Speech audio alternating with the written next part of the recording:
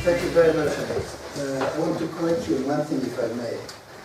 Medical profession is getting aware of the problems.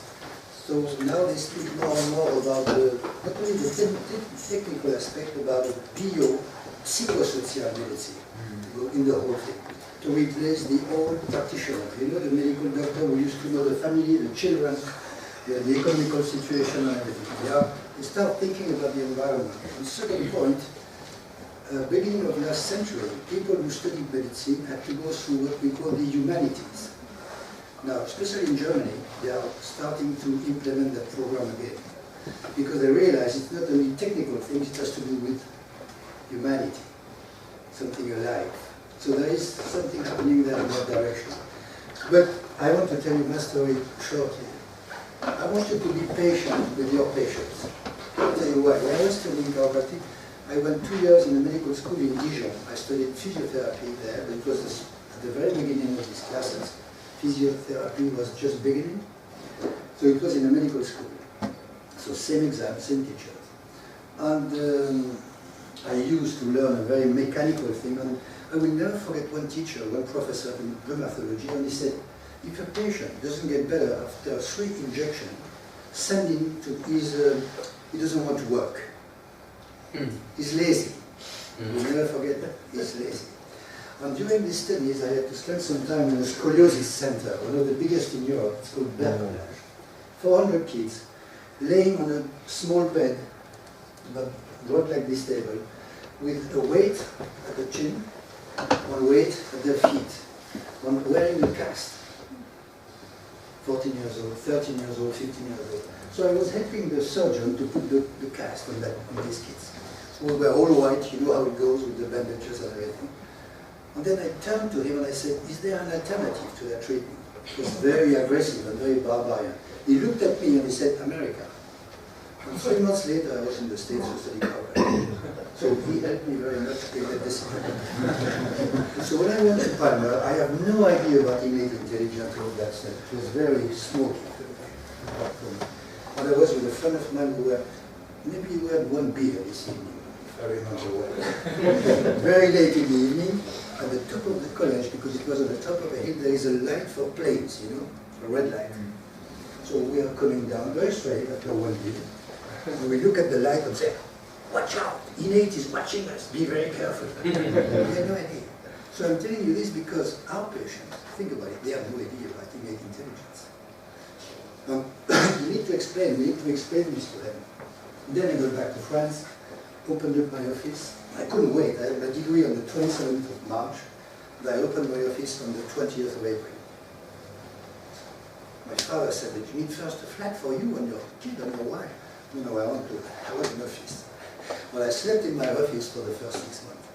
I couldn't wait to start working. First week, one friend took an appointment, as you said, expecting the first patient. I remember like yesterday. And then I get a call and for facial neuralgia. I'll never forget, I remember the name of the guy. These people were everywhere. Hospital, medical doctor, dentist. On one dentist, I saw a couple of dentists.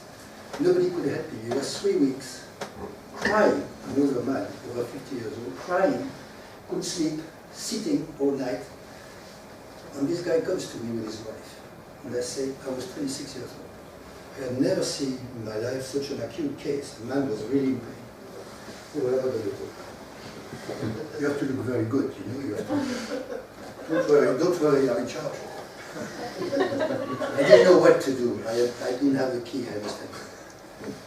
So the guy sits on the table, I lay him down on the side, and I give him an atlas adjustment, toggle adjustment. And the guy goes. It took me 5 minutes.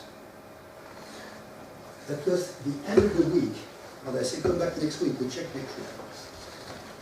On the Monday morning, 7 o'clock, remember I was sleeping at my place, 7 o'clock in the morning, the phone rings, and the lady, the wife of this guy, is on the telephone crying.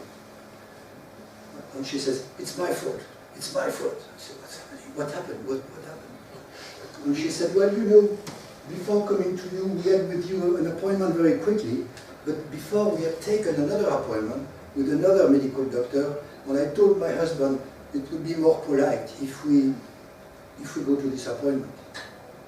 So I took him there, and the doctor pressed here, and it started all again, and it was much better. So I said, don't worry, come back. And they were in my office an hour later. I adjusted him again, toggle, and it was gone.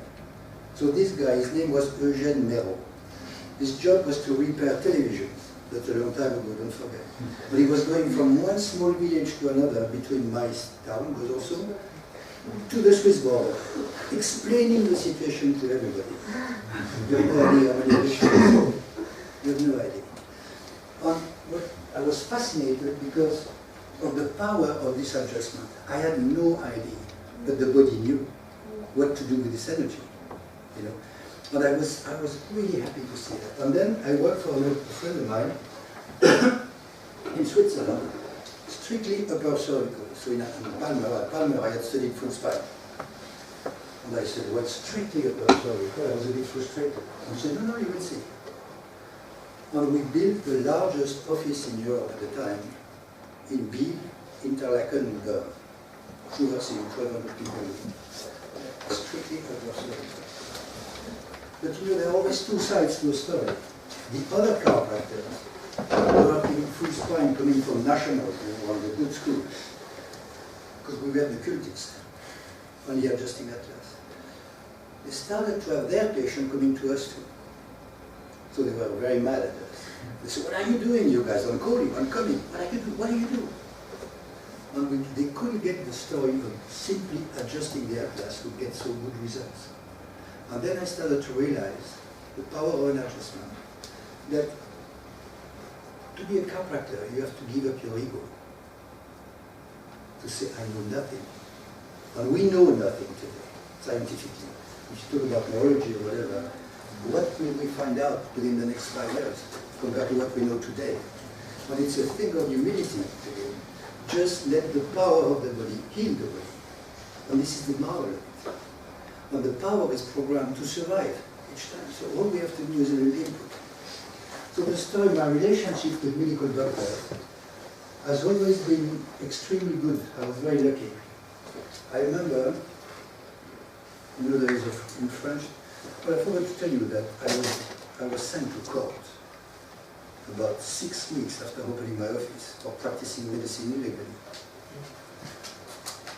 One day I got a little fine, nothing, but I couldn't explain chiropractic. My lawyer said, please don't say a word except what they say, and I did. And I started to adjust more and more people in this first office. I had nuns, I remember that. I never charged money for nuns. Never asked a penny for people in religion. You do that too? You told them to take their outfit off, though. They were poor. We tell you everything after that. But you know, each time the superior would write me a little note, thank you very much for having taken care of our sister, she feels so good now. I was keeping all the notes.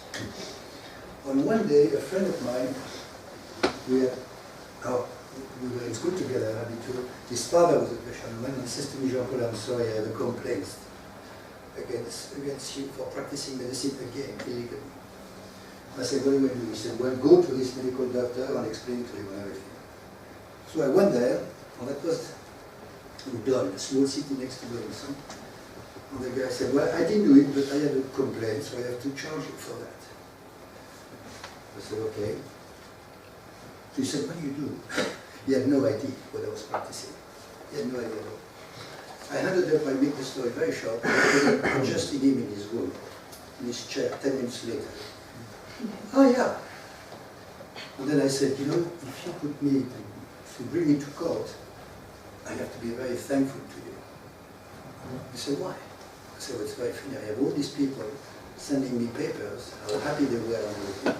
And I adjusted the wife of the president of the medical association in Besançon, which is 45 kilometers away. And here you send me to the court, you understand I will have to show this paper too. So I never had a problem. Very simple. I never had any problem with the medical profession. On the contrary, as Mark said too, many medical doctors understand better because they already went this way, mechanical thinking and stuff. they are prone to understand the power of the body and the power of chiropractic. And some colleagues are strictly interested by the mechanical aspect of the profession. So one day, I have to tell you this story. One day, I got a call at 12 o'clock at night. I was in Paris. From a plane, which is kind of unusual, I have to say. And they tell me, could you be pleased at 7:30 tomorrow morning at this address? I said, okay, I'm going to do that. I couldn't say no to these people. So I went there, 7:30. But at 7:30 in the morning, I said this for you too. They are the top big orthopedists in France, in Paris, which is France. Two top orthopedists.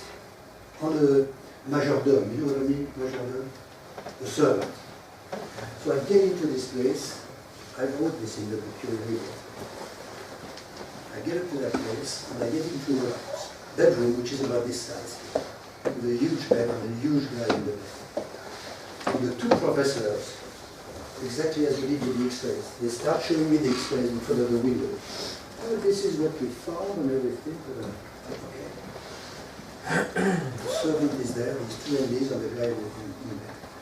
And I tell this guy, it's okay, thank you, let me take a look at it. And I said, could you lift up one leg? And the guy looked at me and said, no. I said, could you lift up the other leg? And he looked at me as if I was an idiot. You know. She said, I can't move. I've been here for 3 weeks. So I said, okay, fine. I used my little finger. I did something cranial there. I made the story short again, because it's a short story. 10 minutes later, the guy was standing up in his bedroom and walking around. So I will never forget the sign that this man gave to his servant to dismiss the two top people. And these people were renowned everywhere, you know, magazines and everything, their name, just said, people like that. So, this is the way I've been practicing chiropractic all my life. With unbelievable stories. I tell you the last one. I get another call one day from a medical doctor who was, he had 2 hospitals in India, in Delhi, and in Bangalore, with hundreds of medical doctors working for him. I have met him in New York, I remember. And he says, please come, we've got elections, political man is presenting himself against Gandhi at the time, Gandhi's son. And nobody can help him, please come quickly. So I flew, I had to fly from Paris, Delhi, changing plane, getting to Bangalore in the south. I haven't slept for about 2 days practically, it's a very long trip. I get there at 5, 6 o'clock in the morning, it's about 40 degrees, I would like to go to the hotel and wash and everything, but there is a doctor waiting for me in the car, taking me directly to the patient. So I get there, about half an hour car, and we reach a big house, white house, and all around in the garden, there are hundreds of people, all dressed in white, laying down, because it's still night time practically, it's still very early in the morning. So all these guys laying around. So we drive through the park, we get to the car, and I get to the first floor, and I see the patient. And I was already explained during the car trip, you know, that they couldn't do anything. The guy was like that. I make the story short, but it's a short story. About 7 minutes later, the guy gets out of bed, stands up, and goes to the balcony. And suddenly, hundreds of people stand up and shout. So the patient takes me in his arms and takes me there. He wouldn't let me more than 20 centimeters away from him for the last 8 days.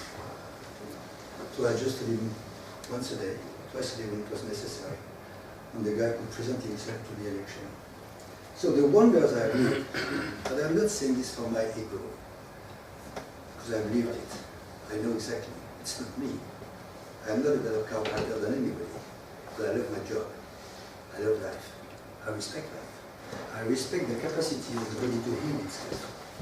And what makes me sad is that when I see the direction of the new school there in France now, they are going backwards, getting back to the structural thing. And more we are getting into the energetic, the power of energy, changing everything.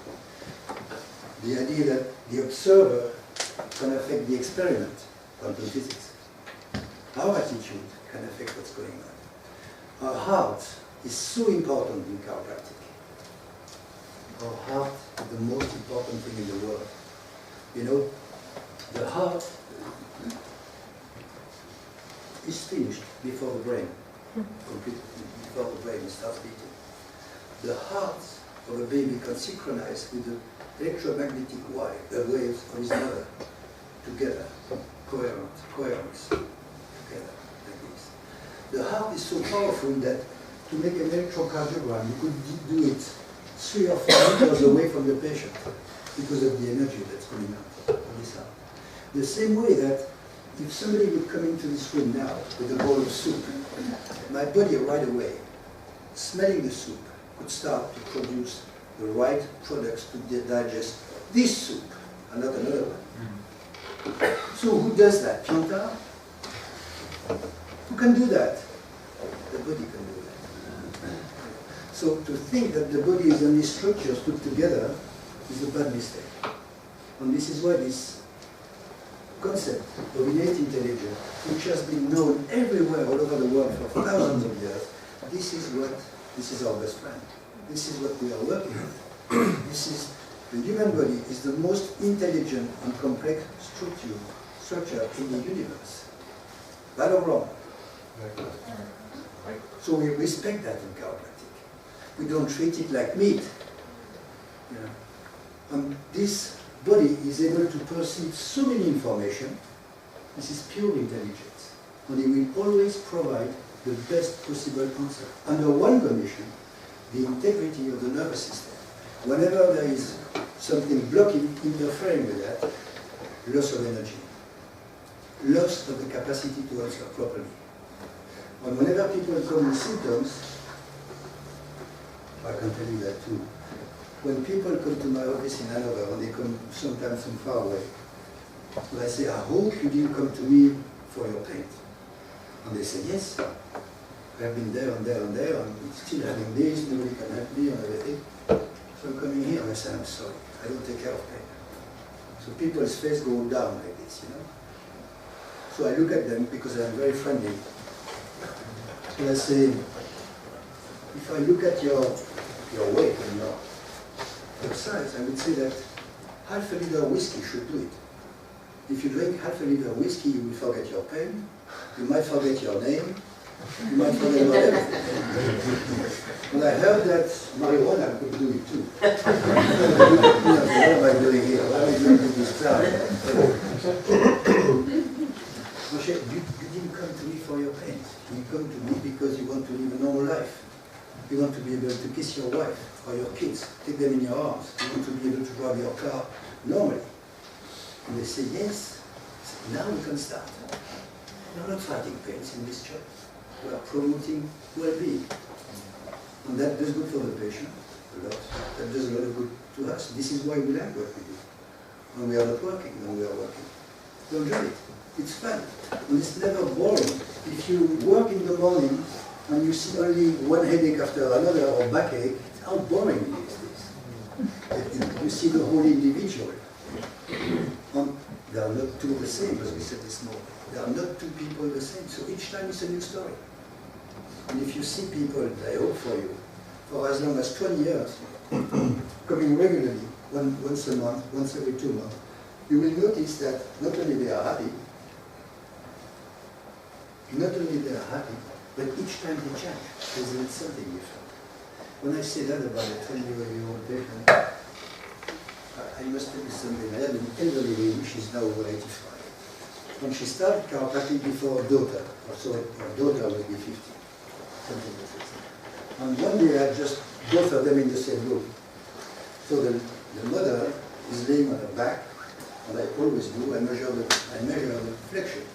Right leg, left leg. And I make a comparison between the two. So the elderly lady is on her back, and she starts going like this. And the daughter looks at me and says, very good. And the mother, laying down, says, you know, when I first came to you 20 years ago, I couldn't move so well. I couldn't move so well 20 years earlier. And then I had to take care of the daughter, And the daughter, 50 years old, I was so happy to say, ah, not as good as your mother. Not yet as good as your mother. And she was pissed off. Now we got it back together again. So I could speak all night about the beautiful experiences I had, and this is why I will never give up to work. I will never retire. And as long as I can physically and mentally, I will see patients. Not as much as I did in the past. You know the best I've done in one day? You want to know that? I'm interested about it. My best alone was 312. Total. 312 patients. When my patient said, but you are not tired? I was 27. You were saying to me, but you are not tired? I said, no. We're still going to go out at night, in the evening, and the following morning at 8 o'clock we would start. But I will never forget this office because you mentioned so many people waiting there. We were working, we had an office at the time on the first floor. So we used to give 1 appointment per hour.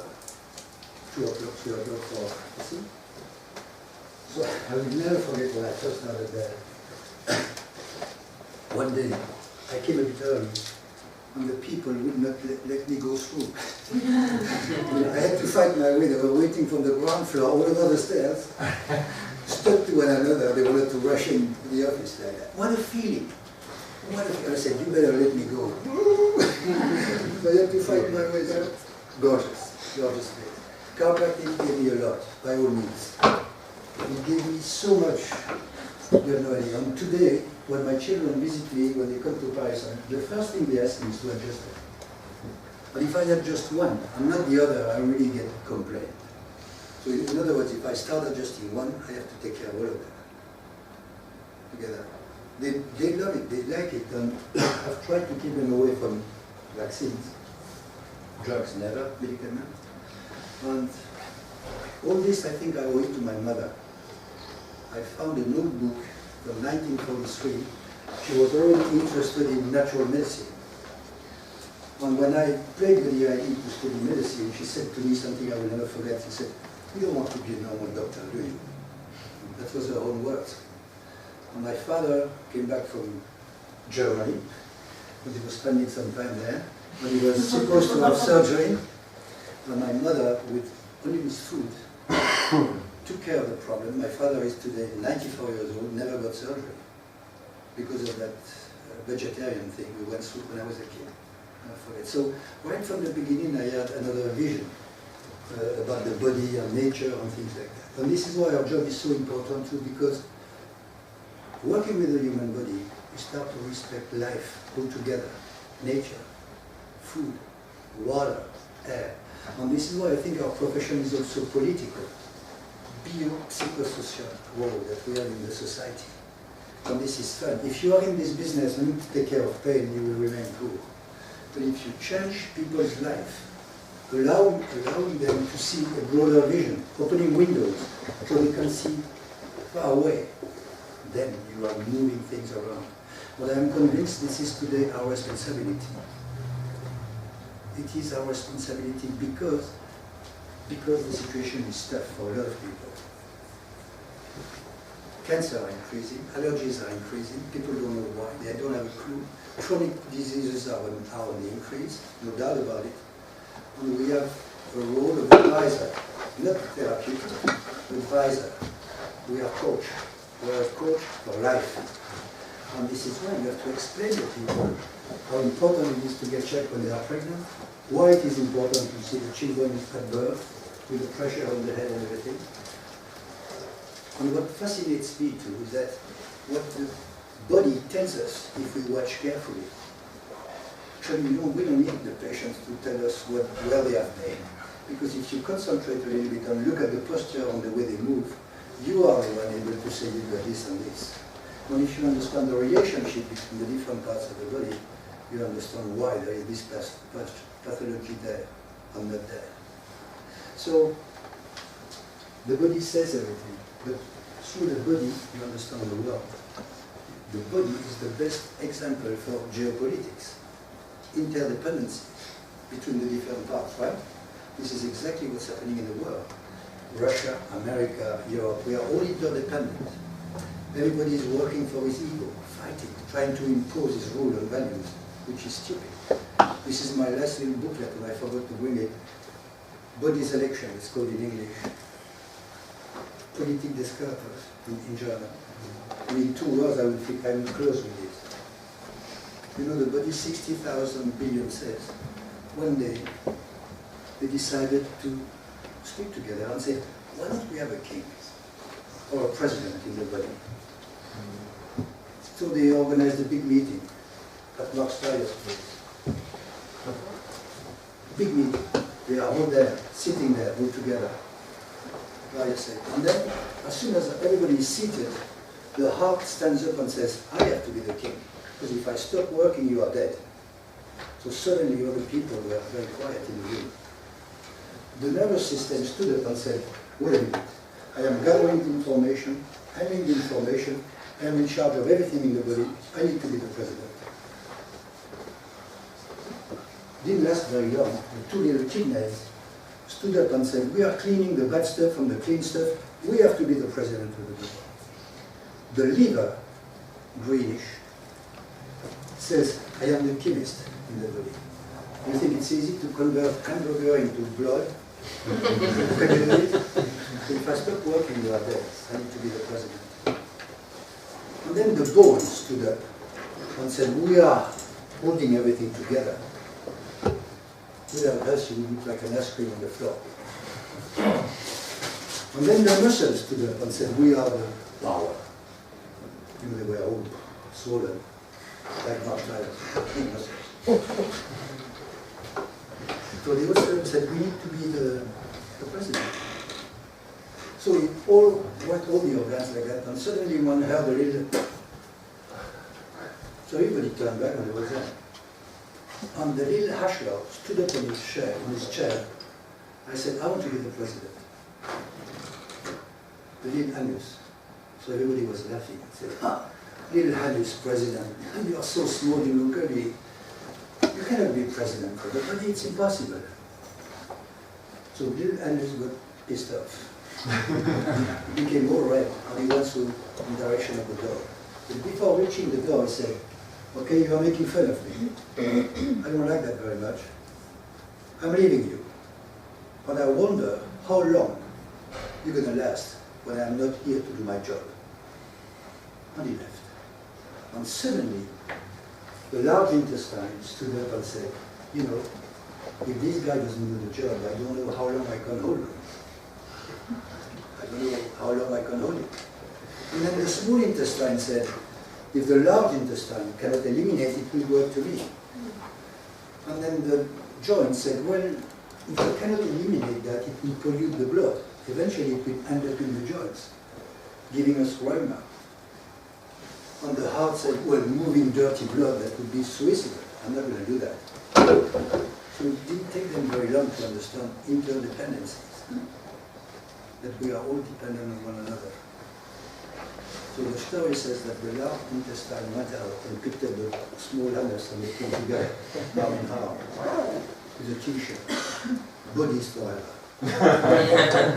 Since that time, there is no president, no king in the body.